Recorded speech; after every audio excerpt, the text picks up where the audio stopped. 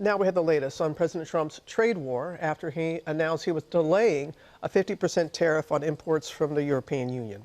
Our chief White House correspondent, Mary Bruce, is tracking it all for us. Good morning, Mary.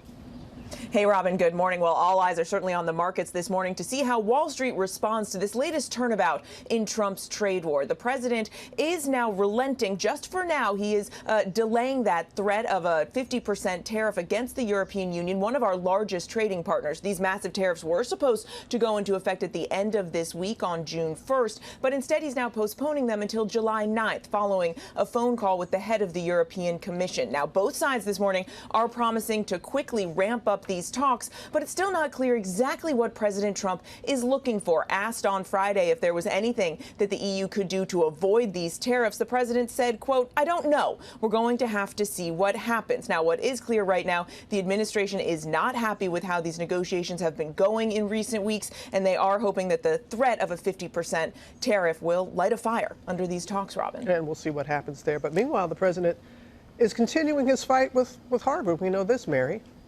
Yeah, we certainly do. This fight is only ratcheting up.